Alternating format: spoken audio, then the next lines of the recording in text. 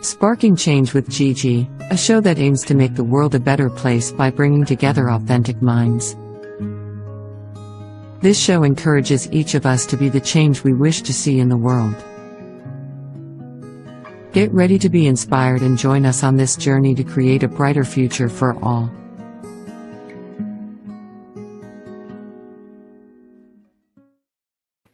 Hello, everyone, and welcome to Sparking Change with Gigi. I'm your host, Giovanna Tartarone, and today I have a guest that is a specialist and a dear friend in the tax and finance world.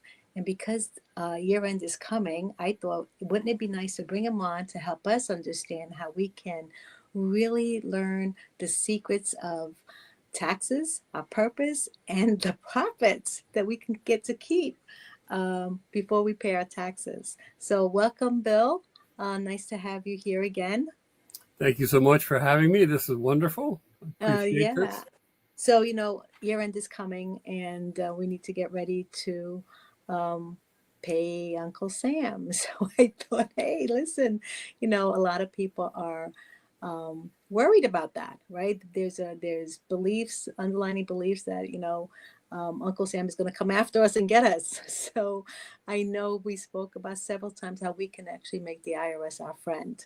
So right. I want you to, share with the audience, what do you see and how do you help your clients to really look at their financial situation and stop the fear and the panic?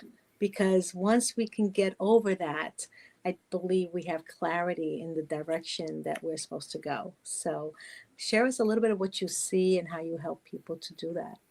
Well, one of the things I like to talk about is principles and the idea of aligning ourselves with principles. And the goal here is to make Uncle Sam your favorite uncle rather than the guy who you're running from. And, if you think about it, we have a Congress and the Congress passes laws. And the whole idea, they pass laws that are encouraged or designed to help us thrive as a country and help us, prosper and spiral up. And the backbone of this country is small businesses. I heard the statistic the other day, 53% of all employment comes from small business owners. So the idea is that it's in the Congress's interest to make sure that small business owners have incentives to basically stay in business and then thrive in business so that they can maintain the employment, they can buy the goods and services. It's not, the idea is that the exchange or the things that are circulating. So the idea is that what Congress does is it put all kinds of what I call candy in the tax code. What I mean by candy is tax deductions that business owners are entitled to, that as a W-2 employee, you can't do these things, but as a small business owner, you have a tremendous amount of opportunities to take tax deductions. The principle is money that's already circulating in your family, particularly for small business owners. I specialize in micro and small, solo entrepreneurs, people who are under 5 employees and really freelancers and that kind of thing. And the idea is that their personal finances and their business finances tend to be highly intermingled. So the question is, we all have the goal of wanting to retire someday. We want to send our kids to college. We want to get out of debt. We want to, have a house. We want to have a home. We want to, be able to qualify for a mortgage. If we're struggling with credit card debt, we want to get out of that. So the idea is that if right now with the way the taxes are, if you're making around $90,000 a year as a self-employed person, then you're paying 24% federal tax, you're paying 15.3% self-employment tax, and then you're paying, depending on if you're in a state that hasn't a tax, so let's say 5%, you're almost at a 50% tax bracket, and you add in some sales tax in that. So 50%, every dollar that you earn, 50% of it is going to pay some kind of tax. Wow. So if you can come up with a tax deduction, that means that the idea is that the government is now, you're either going to put the money in your pocket or you're going to send less money to the government type of thing. Right. So the question is, how can you take money that's already circulating in your family and have it qualify as a legitimate legal tax deduction that Congress wants you to take? Because if you keep more of your own money, you can either reinvest it to grow your business, you can have a better quality of life, you can be more successful, and so on. So the idea is that we can talk about the strategies. I don't know if you want me to go into that right now, Yeah, but let's give them a few strategies, because at the end of the day, it's, we do look onto accountants. I mean, if you can talk about a little bit of your background before we go into the strategy, so people know that, you've been doing this a long time. okay. So basically, I'm a nice guy. I mean, that's why Giovanna has me here. That's, I guess, my biggest qualification. I'm kidding. But, I have basically 30 years in the financial services industry, and as a tax preparer, I've taken the enrolled agents exam. I've taken the CFP exam. I've taught at Fashion Institute of Technology. I was an adjunct professor of finance and accounting at Farmingdale State College for 17 years. I'm the expert's expert. So I know what I'm talking about. Yeah, And I focus on small businesses, so I know what the moves are to help you minimize the taxes. So one of the biggest beautiful. moves you can take, again, with that 50% tax rate that we're talking about, the strategy would be if you draw a pie chart or a circle, and basically half of it is you keep to spend on, and the other half goes to the government. If there's a way we could change that where the 25% or more of the money that's going to the government stays in your pocket, that's a huge win. So now Absolutely. basically the strategy is, how do we get the government to fund your retirement? How do we get the government to fund your kids' college? How do we get the government to fund your savings program? That kind of thing. Okay. So one of the major ways to do that, at least to save the self-employment tax, is as a unincorporated business, your profits are considered earned income. As a as a partnership, the same kind of thing. There is a section of the tax code called Subchapter S, where if you create an entity, an S corporation, a C corporation, and convert it into an S corporation, the idea there is that you no longer have to pay self-employment tax on S corporation profits. And the theory behind that is that as an S corporation, again, it's language in the tax code the Congress put there specifically for small business owners, Right. is that the idea is that the profits that you make are considered a return on capital, not earned income. So if it's a return on capital and it's not earned income, you don't have to pay self-employment tax on it. Right. So it's a huge win for most small businesses just by changing your entity from unincorporated business or a C corp to a S corp. Huge win. So that's one major Beautiful strategy. way to save some money. Nice and easy too. I mean, it's not something that you have to go out and Yeah, for the right business owner who's already paying taxes, you think about it. If you save the self-employment tax is on approximately $160,000 of earnings every year. It goes up. If you're a W-2 employee, your employer's paying half of it and you're paying half of it. That's the Social Security tax, the FICA, and the Medicare tax. But as a self-employed person, you're paying both ends of that, the 15.3. So if you can get out from underneath that, that's huge. So you can save over $10,000 a year in taxes. $10,000 a year over 10 years is $100,000. And if we do some of the other strategies, I kind of, I can show people how to save $250,000 over the next 10 years and have the government fund your retirement. It's huge. So you have, do you have something on your website that people can connect with you to look at those strategies, or to work with you to identify some of the strategies with them? Well, I sure, yes. What I like to do is offer a consultation, is get to know you. It doesn't make sense to work with everybody, but the idea, I like the people that I can help, I want to help. And the idea, it's kind of, and also taxes tend to be very personal and it's a private thing. So confidentiality. It's individualized, of course. The strategies are generalized, but how they apply to your specific facts and circumstances is individual. And, but for the right client, these things are major home runs in terms of, getting the government to help you fund your lifestyle, fund your goals. Now, you mentioned your tax candy as, the deductions. I love to hear some of the deductions that people can take on their taxes so that they can save money. Okay, so another principle is that, are you paying your kids, giving them an allowance? Or you want to send them to college someday? You have to save somehow. So the idea is that you pay all your taxes, and then whatever's left over, you go and put into the college fund, or you give them the allowance. Well, the strategy is hire your kids. Now, some people say, well, my kids are too young. Well, if they're young enough, make them a model and use them on your website and pay them a modeling fee. If they're older than that, 9, 10, 11 years older, have them do some of your social media posting and you pay them to do that. that kind of thing. Find Because a they're way to all give them some wages. give them right. So now the idea is you give them $7,500. You get to deduct that $7,500 as a business expense, like if you're paying to some other consultant. It's a business expense. But now your children have earned income, so that opens a very huge door to a major home run for people who are trying to have a better quality of life financially. And that is the Roth IRA. One of the requirements to have a Roth IRA is that you have to have earned income. So typically, kids don't have earned income, so they don't qualify for it. Well, this is the way to qualify for it. So now the money that you're paying them in an allowance or whatever is tax deductible. Well, it's tax deductible from the business perspective, but now it opens the door. And let me just talk a little bit about the Roth IRA and how powerful that is. Yes. Again, going back to principles, there's two major themes or obstacles that we need to overcome in long-term investing. And one of them is taxes, and the other one is inflation. And we all know what inflation is like right now because it's, we're experiencing it, living with it. But the taxes is huge. So it used to be in the early 1980s, the Congress came out with all the 403B, the 401k, the IRAs. And what they said there, when tax rates were back at 90%, 75% for most people, the tax rates were much higher than they are now. So they said, okay, you take a tax deduction for the money you're going to put into your own retirement. Because the other thing the IRS and Congress saw is that the baby boomers, there's going to be a huge population of baby boomers. Now there's like 105,000 people by 2030. They're going to be 105 million people that are going to be over 65.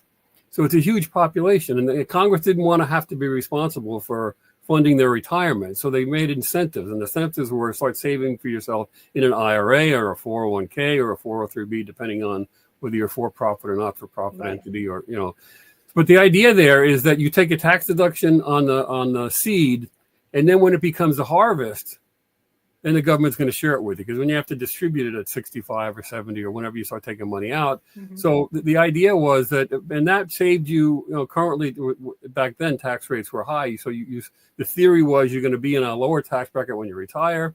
So take the bigger tax deduction out, and it made sense. However, what's happened is tax rates dropped significantly. We're not in a high tax bracket now, mm-hmm. and we're at a place where rates are likely to go back up. So in 1999, Senator Roth and another guy came up with a program where they switched it. They turned it on its head. Don't take a tax deduction for the money that you put into the Roth IRA or the seed that you put in. And when a thing grows to a harvest, or when the acorn grows into a huge tree and you harvest all that lumber, you don't pay any tax on the lumber. Or if you want to use a farming analogy, you pay tax on the seed corn, but when the harvest comes out, you don't have to pay any more tax. It's a huge, huge, huge savings for most people because you don't have to share the money ever again with the IRS. So, and the idea of most conventional wisdom up until now has said that, okay, well, if I take the tax deduction, I'm going to save money now, but it's short-term thinking. So this is huge. Now, the other thing is compound interest. If you can get money working for your kids at a much younger age, and start saving for their college or saving for their wedding or saving for them a down payment on buying a house, and you can get a business tax deduction for doing it, it's huge. It just makes so much sense. So the idea is that the bottleneck is how do you get kids to qualify with earned income? They got to go get a job. Well, you hire them. You're a business owner. You hire them, and you give them the earned income. And now you've got the proof that they have the earned income. So it's squeaky clean, and it's win-win-win all around. You know what just comes to mind, just hearing you speak, is about how, we built these beliefs about the IRS, investments, business strategies, that, everyone's doing all of this and this is how it works. And, this is what we've seen. But here's another way, right? I don't want to say my age. I'm not a young chick anymore.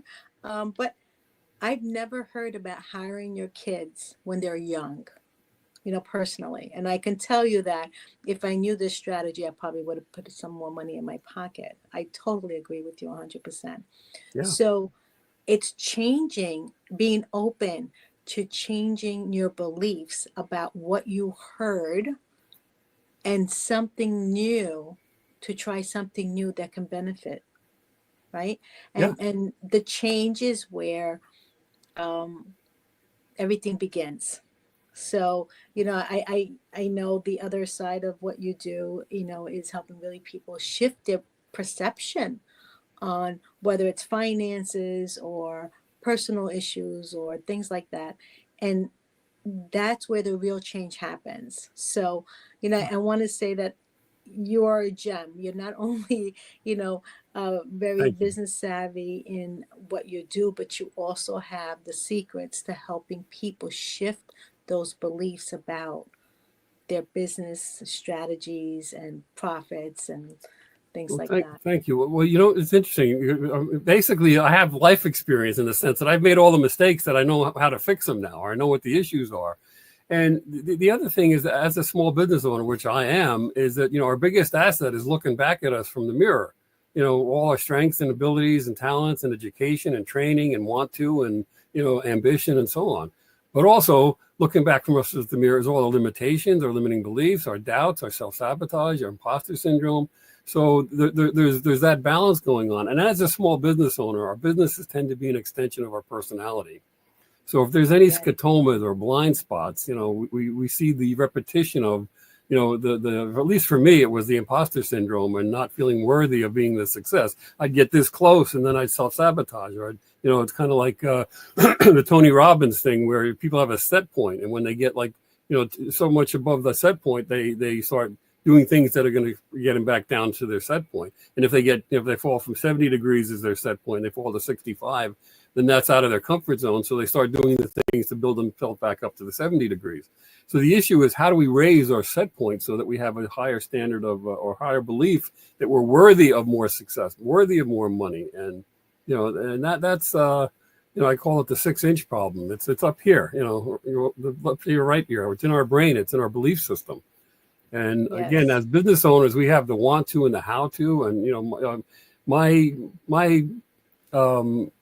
purpose, if you want to call it that, is to help these people be successful, because they are the backbone of our economy.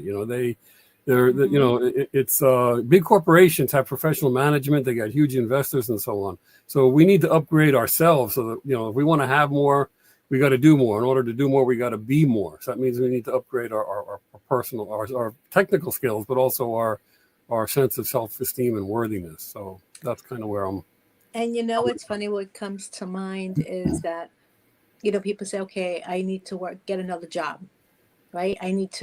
But there's only 24 hours in a day. So how much of yourself can you give in order to see a change in your finances? There has to be another way.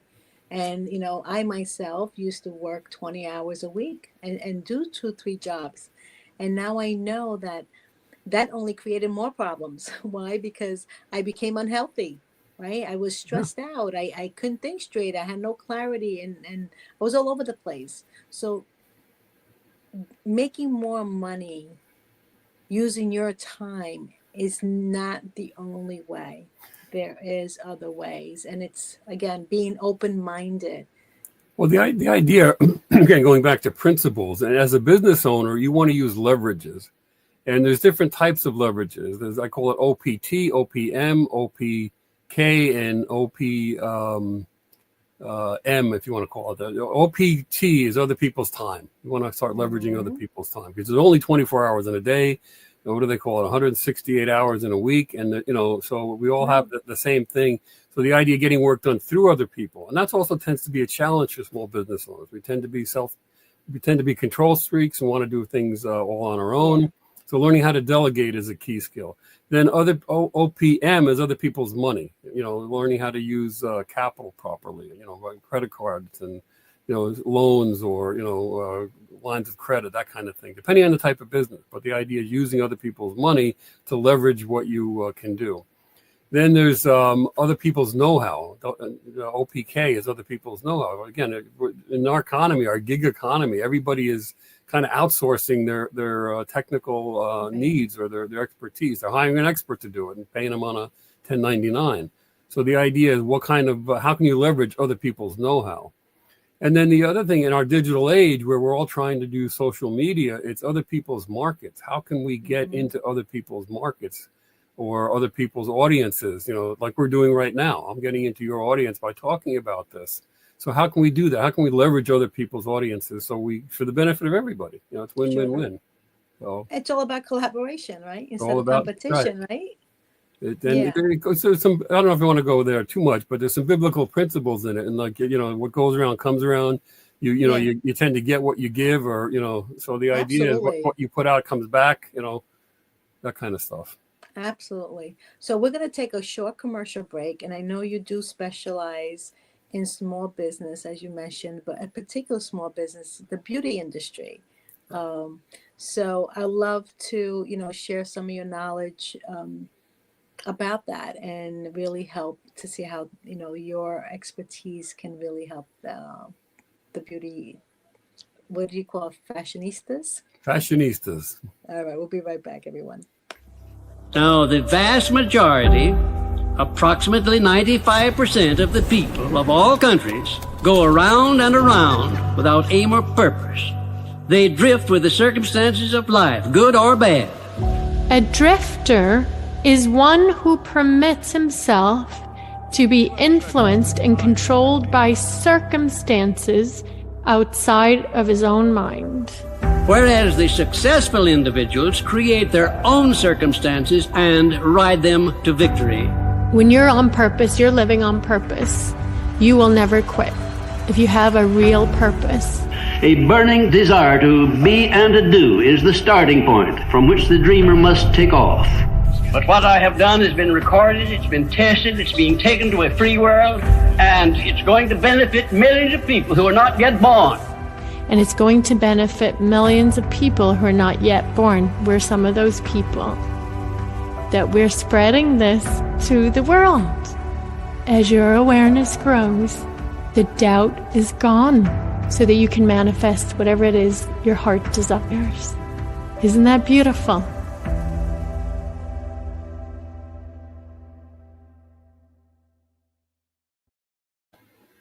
I love that commercial because that's exactly what we're doing here, right? We're bringing awareness about tax candy to the small business. So let's talk about the tax candy to the beauty industry.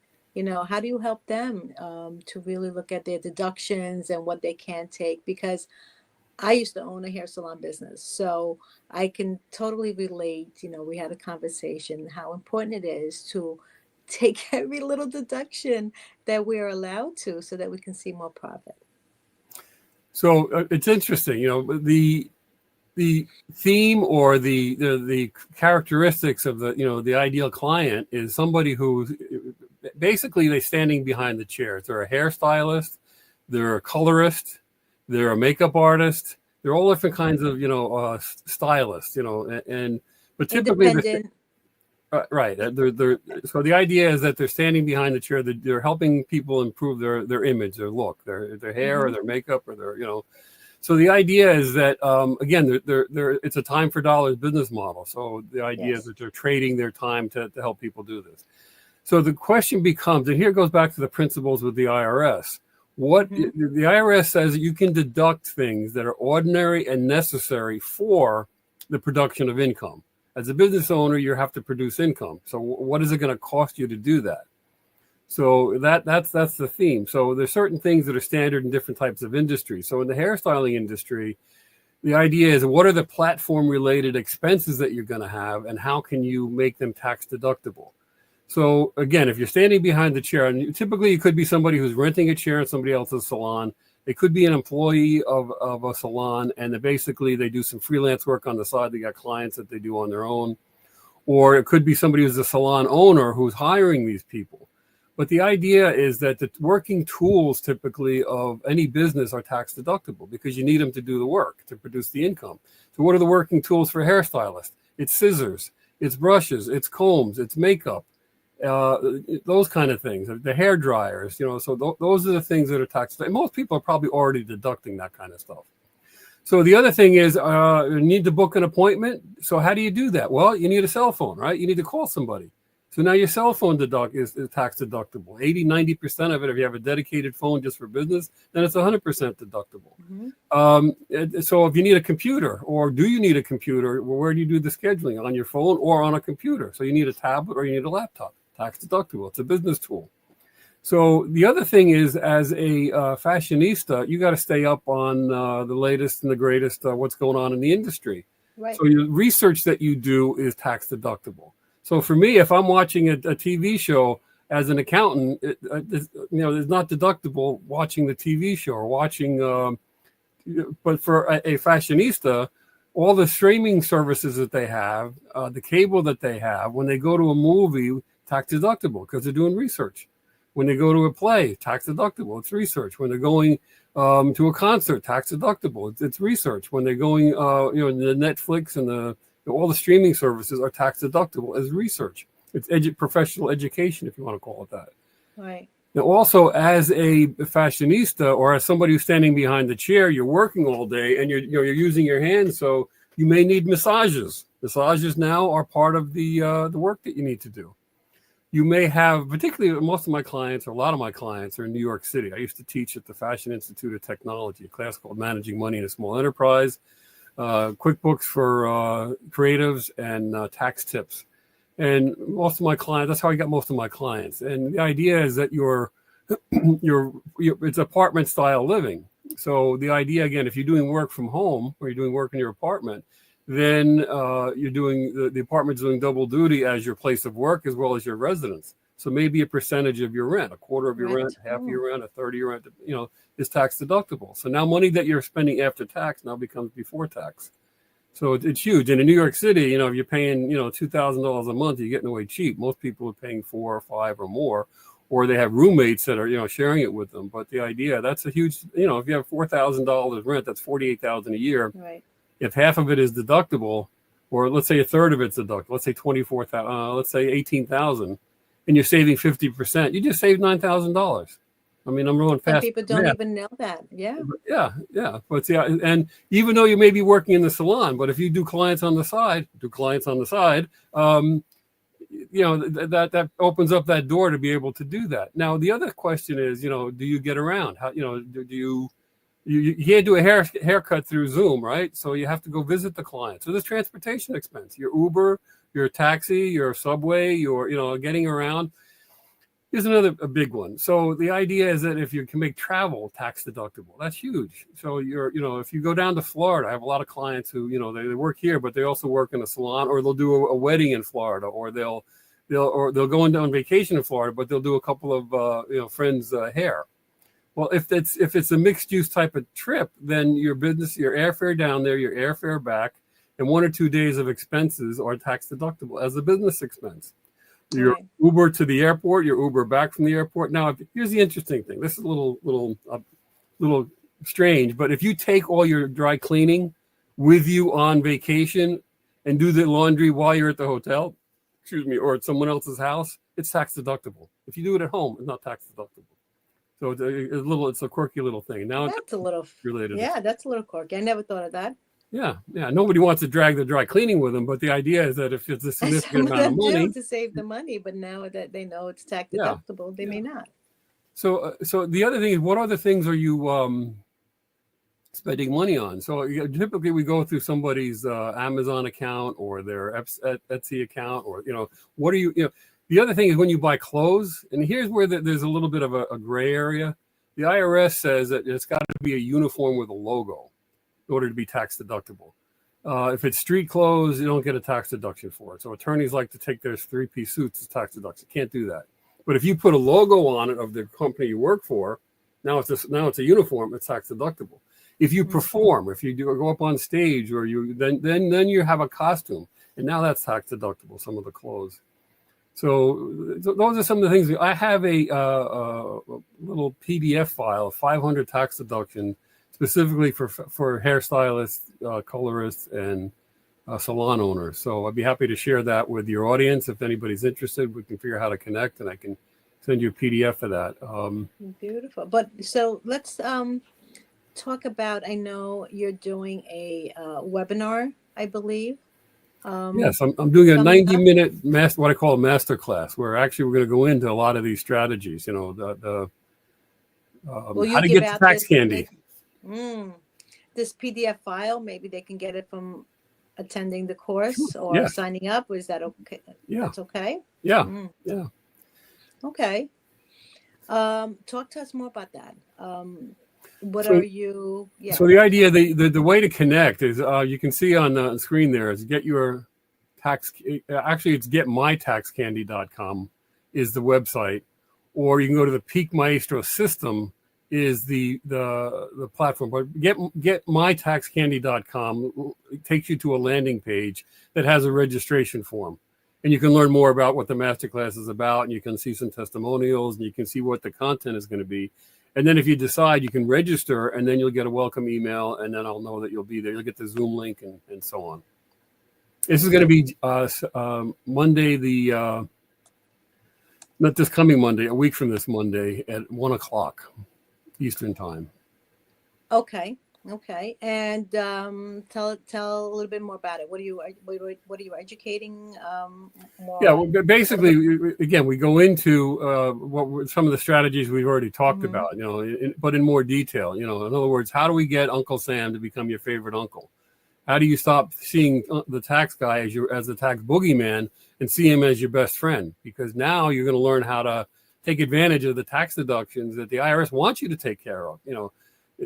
The other thing that I find is that a lot of people have a fear of the IRS, and I have several clients that they just head in the sand. They get notice from the IRS and they ignore it, and then they end up getting penalties and interest because the IRS just wants you to be tax compliant. They're not the boogeyman. They just want you to do the right thing. And there is some gray area in the sense that there are tax deductions you can take. And if you go through an audit, their job at the audit level is to say no. They come from the land of no. But IRS has put language in the tax code that says that you can make a certain amount of oral testimony. If you say you deducted the money, it's deductible. So if you get into an audit situation, you want to work with somebody who, has experience with that. My clients, if I do your taxes, built into the tax fee is $1 million of audit protection. So I've had clients this past year got a notice from the state saying that they're being audited. They wanted them to send in the documentation on, certain expenses that we deducted. We have professionals that handle that for you. You don't have to stress about that or pay extra for that. It's built in. And also, if there's identity theft. So if somebody steals your identity, we have the identity restoration service for that. So it's very peace of mind type of thing for clients to know that if I get audited, the IRS is just asking for information. The other thing is that people think it's, they're going to want to take me away and put me in jail. Anything you do with the IRS is a civil issue. They don't want your body; they want your money.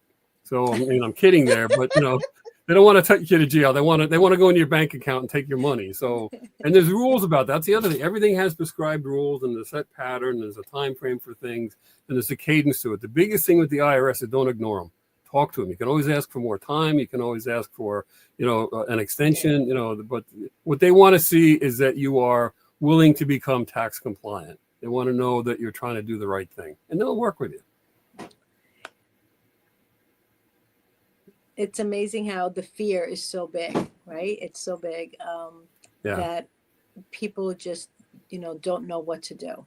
Yeah. And don't want to do anything because they're so afraid.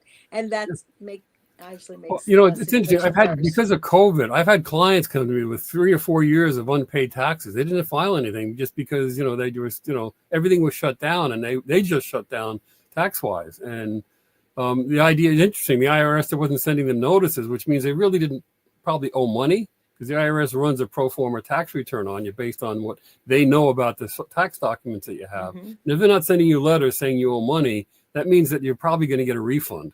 So it's in your interest to try to examine that and look at that and see if indeed that, the IRS isn't chasing you or sending you letters saying, you owe us money. That means that they probably owe you money, and then they keep quiet. I will tell you this on a personal level. And my daughter's only 18, and she did her first tax return. And the other day, because we did an extension, so we supposed to do our taxes in April. We just did them in October. And she got the check in the mail, and she goes, "Yeah, open it." And it was $2. She's like, $2. She's like, "I don't really need this." I'm like, "No, take it. It's from the IRS. Take it." Right. But even $2, they will return it to you, right? Yeah. So they are your friend. If you really look at it the opposite from being in, the bad people. Here's another thing that's a little abstract, and for certain circumstances, when interest rates were so low, like 1% or even less than that on a checking account or savings account, the IRS was still paying 4, 5, 6%. So the idea is that if they owe you money, leave it there, because they're going to have, after if the filing deadline is April 15th, after June 15th, 60 days later, they have to start paying you interest on the refund. So I've had clients wait 2 or 3 years to file their taxes, and then they get the refund, plus they get interest from the IRS at a higher rate they could get at the bank. Now, that's usually a highly exceptional case. They didn't need the money and, that kind of thing. As business owners, we want to get our hands on the money as soon as possible, but it's just an interesting strategy. Out of the box actually type of pay thinking. you on the money that they owe you. Right. If you owe them money, they're going to charge you interest. If they owe you money, you're going to earn interest. But will you still pay penalties because you filed late? Well, typically, again, if they owe you money, they don't charge you the penalties. It's when you owe them money, they charge you. Again, they want to hit you when you don't comply. It's interesting. That's a nice secret. Yeah. So I love the fact that you have so much knowledge to share to really help them, create more profit at the end of the day. That I will say, not every hairdresser can be a great business person, right? Because they're so focused on their skill as a hairdresser, and they want to be the best that they can be. They have to give up something. And sometimes it's the lack of time creates more penalties and less profits in their pocket, because they don't have that, that knowledge or the know-how. Well, typically, when I have long-term clients, and the idea is that, once the first year, we're going to spend a lot of time asking a lot of questions, being nosy, and, how can we structure your lifestyle so you get a tax deduction for it? But once we have those principles in place, they tend to repeat year by year. So it's and also the other thing is having a big brother, a guide, somebody that's, looking over your shoulder and looking out for you. Is a big help. It gives people, a sense of calm, and they're more. Again, the IRS is a stressor for most people, and so I try to make them user friendly. No, I really like that, having the sense of not to worry about a skill that they don't have, right? And sometimes, I myself did it in the past. Like, I'm not going to go spend more money. But truthfully, you're losing more money if you don't understand all the ins and outs, tax candy, that's available to us. Right. So I just had my nephew tell me that he's getting a system, a POS system, my point of sale system, so that he can, people can pay on their own. This is a restaurant now, a whole different type of business, but people can literally pay on their own without having the waiters come back and forth and get the check and make a mistake with calculations and things like that. The percentage on credit card, most businesses are charging back the individual for the credit card fees now. Right. They can do that. And if I'm not mistaken, that's also a tax deduction. Yeah. Right? If they're paying sales tax on... So let's talk about that a little bit. If I'm getting my hair done and it costs $100 plus 8% tax, and 8% credit card fees, right? So now that 8%, I can use it as a deduction. Well, as a business owner, well, let me just make sure I understand the fact pattern, as we call it. In other words. Yeah. As a business owner, as a salon owner, and I have a point of sale system, and that my client gets charged usually it's 3 or 4% is the merchant account fee, and the client pays that. That means that when I've lowered my expense, if I do have $100,000 in credit card sales in a year, and I can save 4%, I just save $4,000. So you're passing it on to the client. So the business owner is not paying that fee now.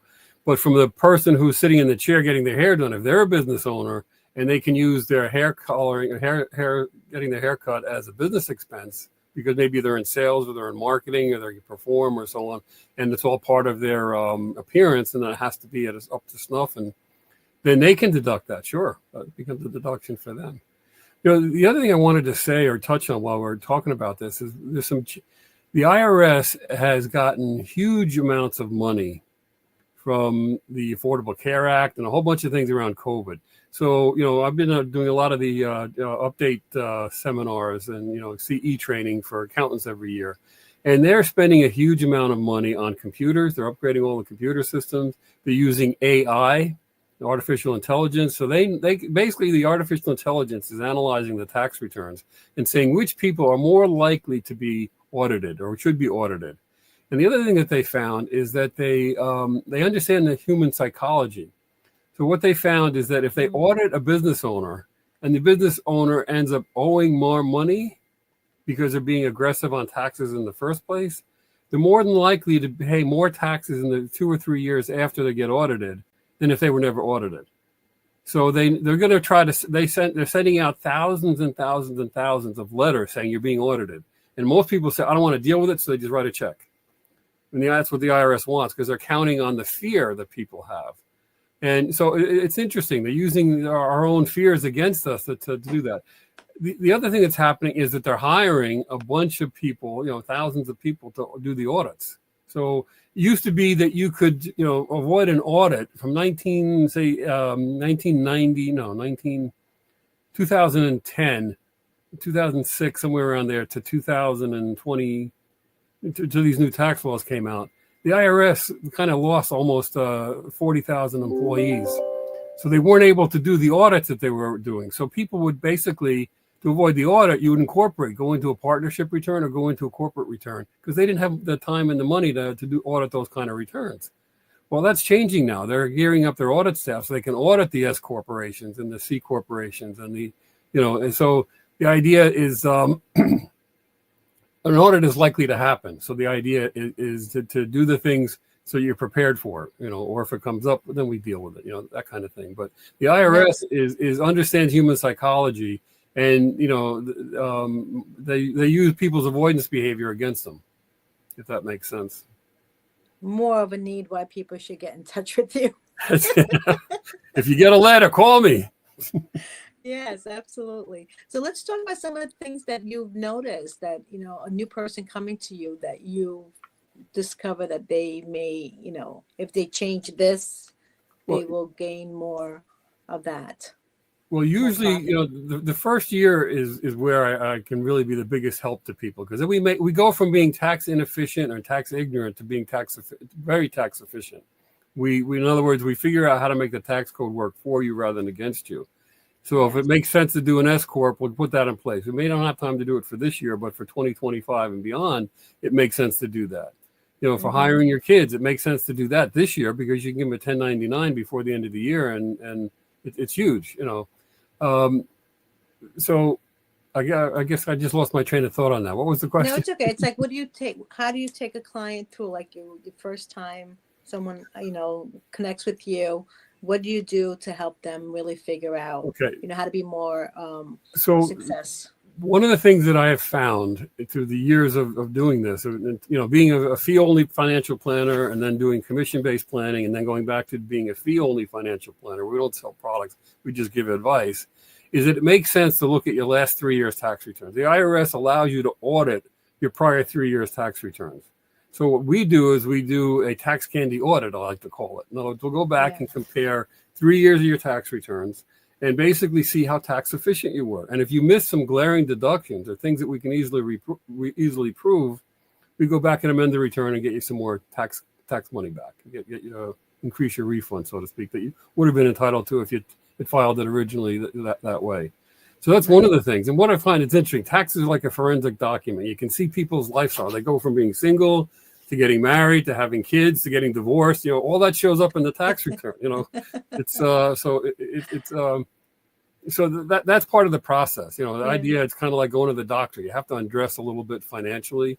So safety is an issue, being, feeling that you're in a safe environment, and everything is confidential, and it's not, it's between you and I. And so, but the idea, the willingness to be vulnerable. The other thing I find that's a challenge with the self-employed people is they have trust issues. They have trust issues and they have authority issues. So The idea is that coming in, most of my clients come from a referral. This is the first time I'm really Yes. doing a lot of outbound marketing type of thing. So most of the people, somebody knows somebody. So if it's the trust issue that's there. So the idea is that my goal is to become your trusted advisor, your go-to guy for financial questions. You've got an issue about something. Clients call me up all the time. I'm thinking of doing this. What do you think?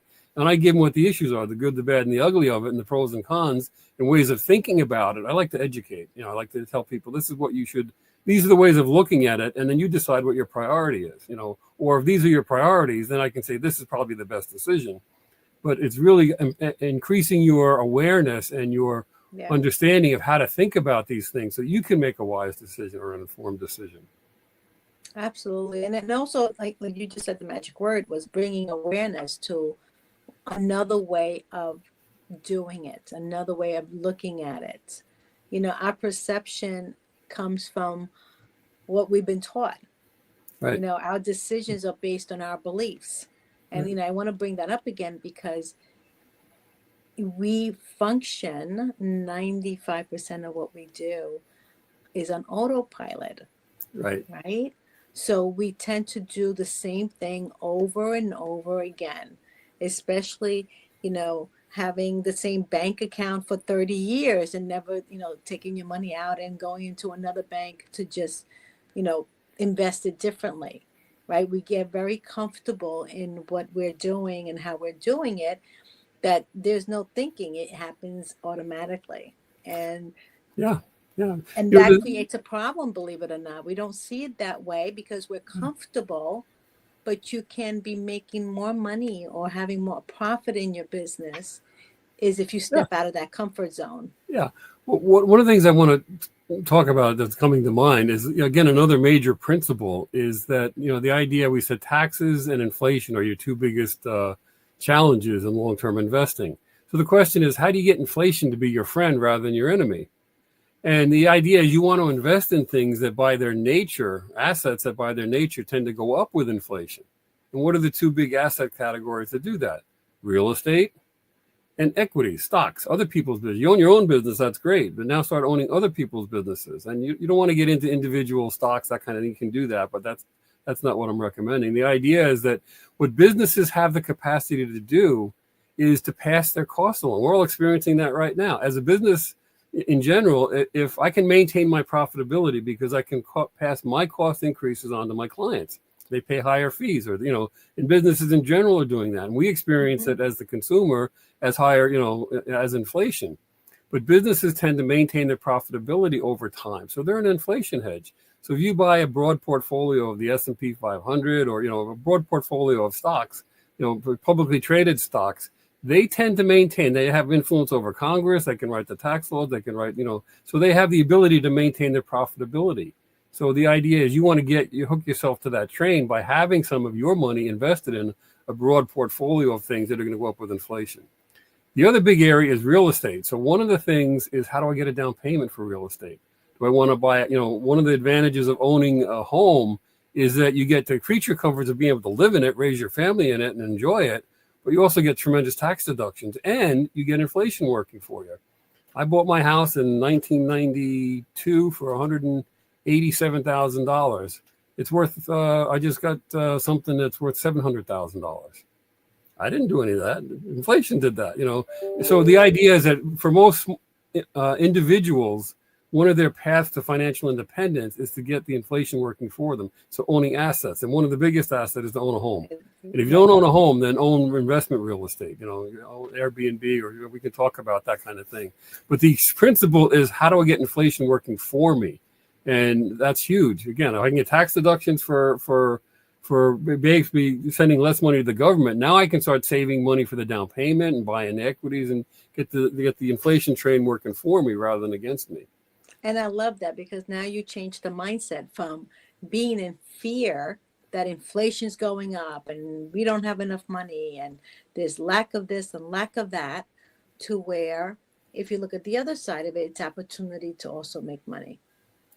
Right. So it's a shift of understanding. And there's another thing that comes in, right? Kind of what you're talking about is that what I find is that if you're making $50,000 or less, there's no extra money. I mean, particularly if you have a family, all the money is spoken for. It's going to your cost of living. But as you start getting into 60, 70, 80, over $100,000 of income, then it becomes there's extra. Now the question, usually what happens is we expand our lifestyle, so it doesn't feel like extra, but the idea is that it's what becomes a necessity. The luxuries now become necessity, so to speak. Yeah. So the idea is that what's holding you back from earning more money? Is it a self-esteem issue? Is it a skills issue? Why aren't you earning more money? Do you need to get a social media presence? Particularly if you're a hairstylist, you got to become a name. I had one client who started out as an assistant at Frederick Fekkai, and now he owns his own salon. He's making over $250,000 a year. So there's a path to growth that we have, and what's hindering us from doing that or going up that economic cycle? And again, our biggest asset is us. Our biggest hindrance is us. I love that. So let's just jump into that. We have a few minutes left, 5 minutes left. Let's jump into that. Like, what can we do to change if the biggest hindrance is us and the biggest asset is us, and we don't see the results we want to see in our life, right? What's the issue? Where's the issues reside? Well, again, it's the guy looking back at you from the glass, and the challenge is, again, you and I have a history with this, the psyche, or the subconscious limiting beliefs. We've all gone through the same developmental process. Why do some people thrive? I like to use let me put it this way, the Jim Rohn story. He says that the wind, the rain, the sun, and the soil and the seed is available to all of us. Everybody has the same kind of playing field available to them. Why do some people just get by? Some people thrive. And, some people go to the ocean of life with a little tiny thimble. Other people think to take a bucket with them. Some people think to take a tanker truck with them. Some people think to take a fleet of tanker trucks with them. What's preventing us from taking the tanker trucks? It's our mindset. So how do we shift our mindset? And that's where part of it is coaching. Part of what I do is helping people with the financial coaching, but also the personal development coaching, dealing with the subconscious limiting beliefs, sense of worthiness. Am I worthy? Am I good enough? The self-sabotage. Yeah. So I use Psyche for that. There's a bunch of different modalities for those things, but for my own personal story, I don't know if you want to go into that now, but we can leave that for another time. But yeah, the idea is that the issues reside in the subconscious. So you need a tool that deals directly with the subconscious, and Psyche does that. So, and you and I both have the experience with that, and I can say that once you shift your mindset about who you are, the capabilities, and let go of the limiting beliefs that we can't do this because of XYZ, and we can't do that because we are the ones who put the brakes on. I always say, that's my famous line, get your foot off the brakes, because it's us. We're in charge. And at the end of the day, the results that we have in our lives is based on the decisions that we made. And we make decisions based on our beliefs about things. Well, the idea is that we've all gone through the same developmental process, So the idea, we all have what they call them, the 5 childhood wounds. We have a sense of, am I lovable? Am I safe? Am I worthy? The abandonment issues. So the idea is that until we heal, and most of us spend our life coping. We don't spend our time healing. We do the best we can. So the idea is that if you can heal these wounds so they're no longer an issue, then you can rise in consciousness or rise in worthiness. And if you feel that you're worth more, you're going to attract more. If you don't think you're worth it, you're going to do the behaviors that are going to keep you where you are. And your thinking will be at a lower level for sure. Right. This is a great conversation. Thank you, Bill, so much. Let's just remind everybody about they can go to www.getmytaxcandy.com. Right. You're going to do a free webinar. A free webinar, 90-minute webinar. Beautiful, to explain this more in depth. And if anyone wants to reach out to you, they can. The best way to do it is let me give you my cell number, because it text me and then I can get back to you, or if I'm available, I'll pick up the phone. It's 631-896-6270. 631 896-6270. And I'd love to connect because I want to help. If I can help, if I can't help, I'll tell you that too. But I'd still like to do your taxes. I love it. Well, thank you, everyone. Thank you, Bill, for joining us today. And everyone, thank you so much for joining me. I'm your host, Giovanna Tardarone. Until next time, we'll see you next week. Bye-bye. Thank you for joining me on Sparking Change with Gigi. I hope that our episode today has ignited a spark within you to create positive change in your own life and in the world around you. To learn more about how you can become a guest or supporter, head over to sparkingchangenow.com. If you enjoyed today's episode, please consider subscribing, sharing, and leaving a review. Your feedback is incredibly valuable to me, and it helps me to continue producing content that sparks change in each of us and the world. You can find us on various platforms, including Google Play Store, Apple App Store, YouTube, Facebook, Roku, Android TV, Apple TV, and Amazon Fire. Thank you again for watching, and I look forward to having you join me again next week on Sparking Change with Gigi.